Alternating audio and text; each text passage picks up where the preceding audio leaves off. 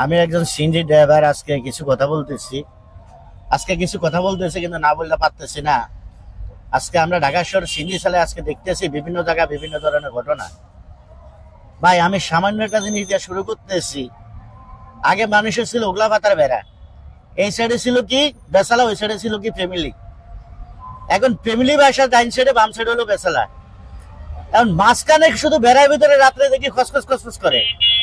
কিসে খসখস করে কিন্তু এটা দেখতে হবে। আর বর্তমানে বাংলাদেশটার ভিতরে কিন্তু এরকম কিছু কিছু লোক কিন্তু খসখস খসখস করে। কিন্তু ওই খসখস যেটা করে এটা কে করতেছে, কি সাপে করে না মানুষে করে নাকি খারাপ লোকে করে, এটা কিন্তু দেখতে হবে। সাপে কামড় দিলে মানুষ মরে যাবে, আর খারাপ লোকে যদি এই খসখস করে কিন্তু এটা যদি ধরা খায় তাহলে মানুষ চলে যাবে। মারার থেকে কিন্তু মানুষ চলে গেলে কিন্তু এটা সবচেয়ে তো লজ্জিত বেশি। মরে গেলে কিন্তু কবর দিয়ে থুয়ে যাবে কিন্তু, আর ইজ্জত চলে গেলে কিন্তু ইজ্জত পাওয়া যাবে না। মানুষ কামাই করতে কিন্তু অনেক সময় লাগে। এই যে আজকে দেখেন, আমি না বললে পারতেছি না, আমাদের হাইকোর্ট কিন্তু অটো রিক্সা চলার জন্য নিষিদ্ধ করছিল যে অটো রিক্সা মেন রোডে ঢাকা সিটিতে চলতে পারবে না।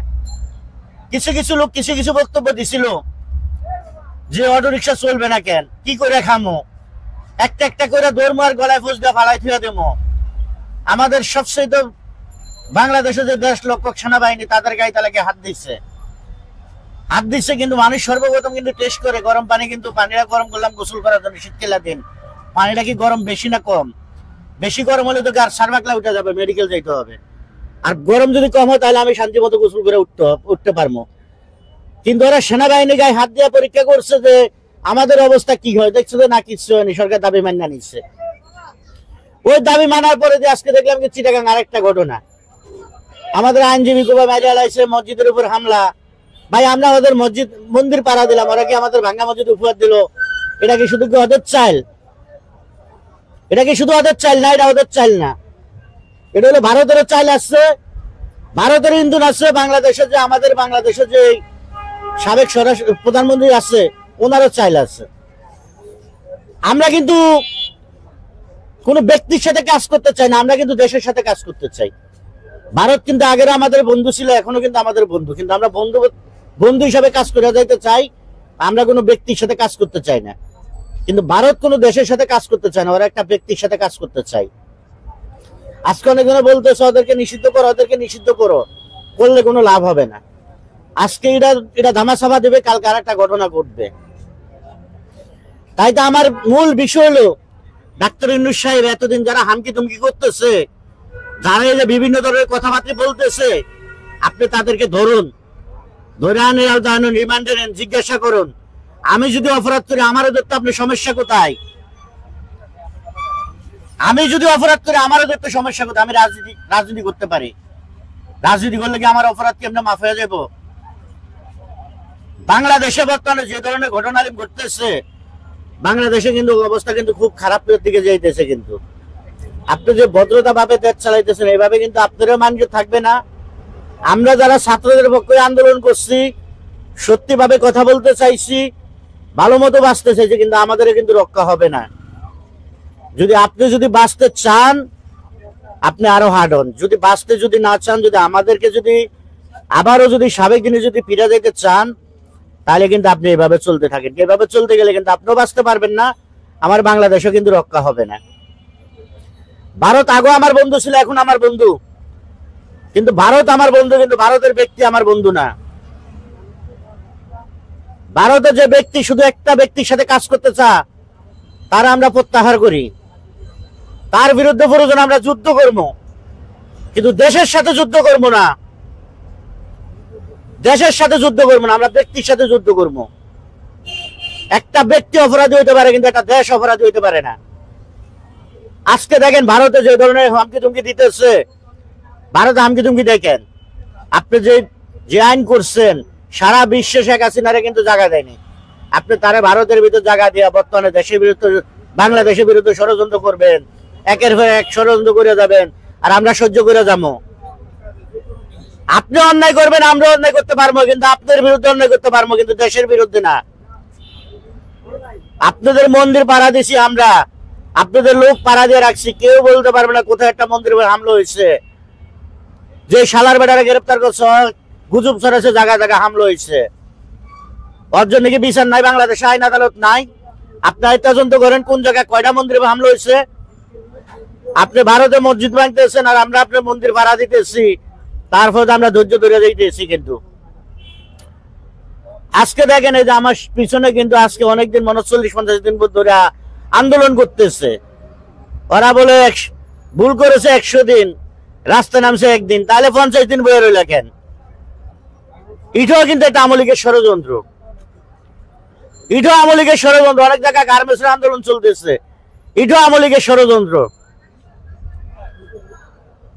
আজকে যদি কোর্টে একটা রায় দেয়, রায়টার বিরুদ্ধে আমি আপিল করতে পারি, রিট করতে পারি, কোর্ট আবার রায় দিবে। কিন্তু আমি রাস্তার ভিতর নাইমা পুলিশের গায়ে, সেনাবাহিনী গায়ে দণ্ডনীমূলক কার্যকলাপ চালামো, ভাঙচুর করবো, আবার ওইটা তাদের পক্ষে রায় যাবে। এভাবে তোরা তো এভাবে করতে থাকবে। আমরা কতগুলো মাইনা নেব? আজকে বাংলাদেশ যদি শান্তি মতো যদি চালাইতে চান, যেরকম পায়ে একটা কাড়া গুতলে কাড়া লাগে আর একটা কাড়া তুলতে, আপনি সেরকম এগুলারও তোলার জন্য প্রয়োজন। এগুলার মতো কঠোর হন। আমি কই না যে অমুক দল নিষিদ্ধ করুন, অমুক নিষিদ্ধ করুন, অমুক নিষিদ্ধ করেন। যারা অপরাধী তাদেরকে ধরে আনেন, ওদেরকে এনে রিমান্ডে নেন। আমি যদি অপরাধ করি প্রয়োজন আমারে নেন, আমি আপনার কাছে যাইতে বাধ্য। আমার যে অপরাধ হবে আমি সে অপরাধ মাথা ব্যথা নিতে বাধ্য। আর আজকে সবচেয়ে বড় ব্যর্থতা হলো বিএনপির ব্যর্থতা হলো কি জানেন? বিএনপির ব্যর্থতা হলো ওরা কিন্তু যে ধরনের আমলের, যে ধরনের কুকুর, সে ধরনের মুগুর কিন্তু তাদের পাবলিকের নিতে কয় না। তারা বলতেছে ভালোবাসাতে চাইতেছে দেশ চালাইতে। আরে ভাই, ভালো লোকের ভালো কথা বলে শুনে, একটা খারাপ লোকের যদি ভাই তুই এখানে দাঁড়াইলি কেন, ওই বেরো তুই আমার ভাই গলি, তোর বাপের দিনে কেমন তোর ভাই, তাই যে এগুলোর দরকার হলো যেরম কুকুর সেরম মুগুর হাতে লইতে হবে। আমাদের ভারপ্রাপ্ত দলের চেয়ারম্যান তারেক রহমান, তার যেসব কথাবার্তা কিন্তু শুনতে মন চায়, কিন্তু শেখ হাসিনাকে মতো গাল আশ্রাইতে পারে না, আর ভারতে যে পলাইতে পারে না। তাইতে কিন্তু অনেকজনের অন্তর্জ্বালা বড় জ্বালা। তার জায়গা আন্দোলনের নামে কিন্তু ধনসম্পদমূলক কার্যকলাপ চালাই যাইতেছে। বিভিন্ন জায়গায় বিভিন্ন ধরনের ঘটনা ঘটাইতেছে। কিন্তু এগুলা বন্ধ করতে হবে, অতি দ্রুত এগুলা বন্ধ করতে হবে। নতলে কিন্তু আবার আমরা বাংলাদেশে পরিবহন শ্রমিক, ছাত্র সমাজ সহকারে একাত্র ভাবে রাস্তায় নামবো। যারা অপরাধী প্রয়োজন আইন নিজের হাতে তুলে নেব। বাংলাদেশটা স্বাধীন করতে কিন্তু 30 লক্ষ মানুষ শহীদ হয়েছে, হাজার হাজার মা বোনের ইজ্জত গেছে, লক্ষ লক্ষ মা বোন বিধবা হয়েছে, লক্ষ লক্ষ মা বোন তার ছেলে সন্তান হারাইছে। সেই দেশে ওই স্বৈরাচার চাঁদাবাজের এই দেশে কোনো আস্থা নাই। যদি চলতে হয় মানুষের পক্ষে নেন, মানুষের পক্ষে নিয়ে ভালো মতো কাজ করুন। আজকে দেখেন কিছুদিন আগে যে ইউটিউবে দেখলাম এক লোক আইছিল শেখ হাসিনার জন্মদিন পালন করতে। সে লোক বর্তমানে উল্লাস করতেছে যে ওরে গ্রেপ্তার করছো, পারবি ঠেলা সামলাইতি। তাহলে এই ঘটনাটা কার? দেখেন এই ঘটনার চালগুলো আমলিকের না, বিভিন্ন ধরনের আমলিকের না। তারা অনেক ধরনের কথাবার্তা বলতেছে। আরে ভাই, আমার যদি পায়ে ব্যথা, আমার মাথা ব্যথার ওষুধ খেলে পায়ে ব্যথা সারবে, আমার পায়ে ব্যথার ওষুধে খাইতে হবে। আর এগুলারও যদি ভালো করতে হয় ওই ধরনের মুগুরে লইতে হবে হাতে।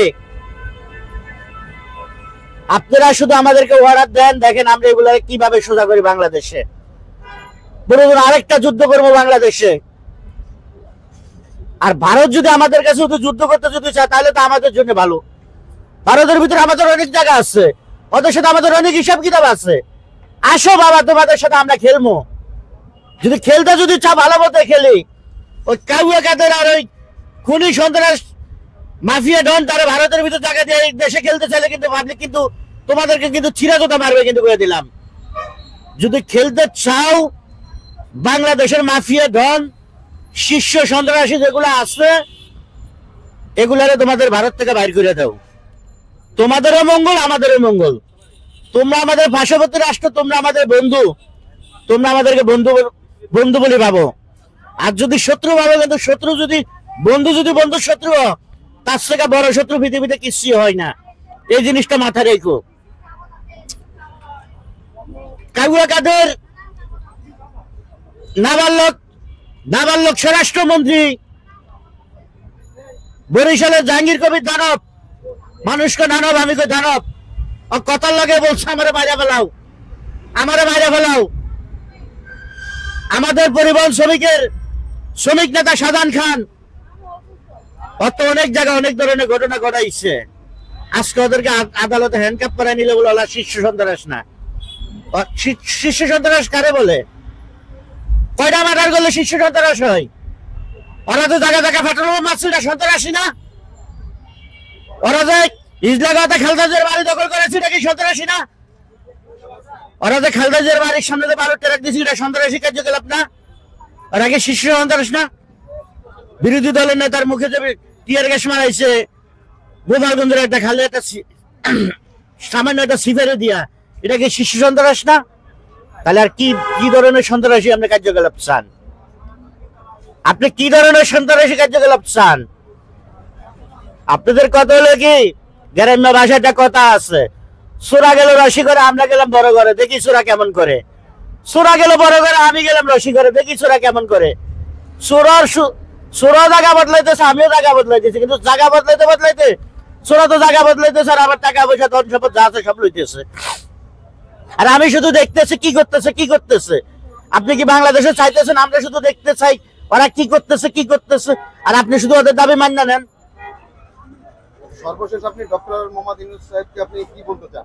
ডাক্তার ইউনূস সাহেবের কাছে বলতে চাই, যে অটো ড্রাইভারেরা আমাদের সেনাবাহিনীকে হাত দিছে, সেনাবাহিনীকে ঢিল মারছে, যে সেনাবাহিনীর নাম লইলে গিরা বাইরে করছে পাবলিকের, আমরা ওই ধরনের সেনাবাহিনী দেখতে চাই। ওই ধরনের সেনাবাহিনী দিয়া ওগুলার গ্রেপ্তার করুক, কিন্তু খালি সেনাবাহিনী অপমানী না, এটা আমাদের পুরা বাংলাদেশ অপমানী, পুরা বাংলাদেশও লাঞ্ছিত।